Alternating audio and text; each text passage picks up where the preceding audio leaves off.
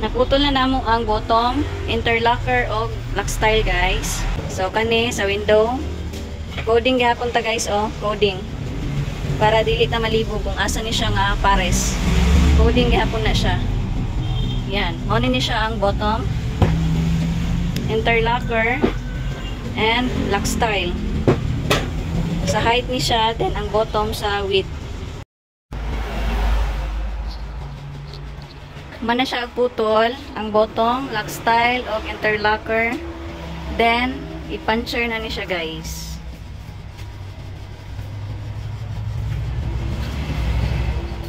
Dapat ipares-pares gid siya kay para dili mo magkalibog-libog.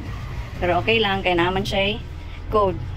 Ana siya mga code, miskin pag maghalo na siya, mailhan gyapon ninyo kay naay mga code.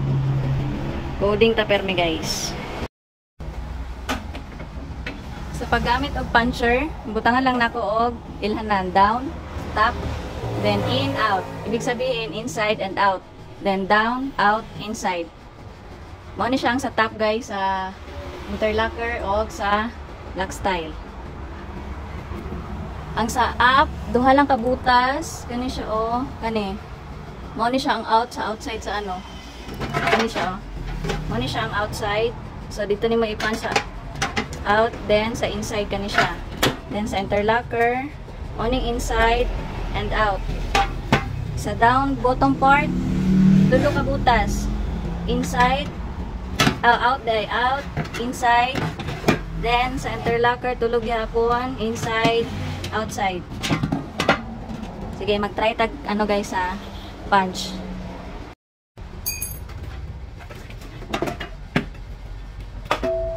Ano siya ang lock style. Kani ko anong saan siya nga part guys. Dali sa center.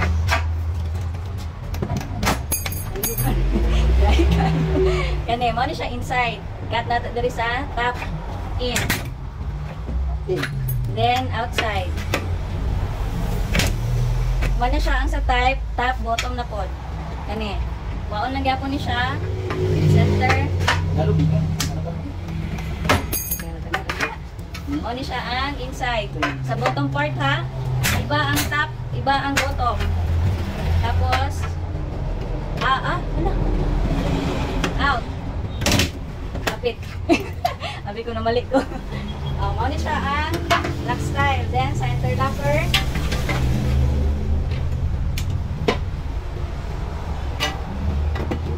mo ni interlocker, dili gihapon kwaon sa tunga. Then, inside top. Outside top. Same sa bottom, center kwaon.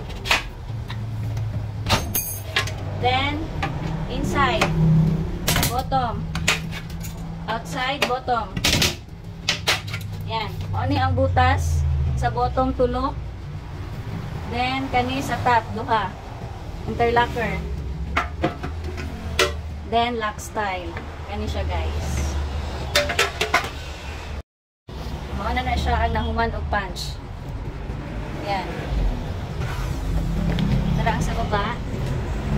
Sa bottom part.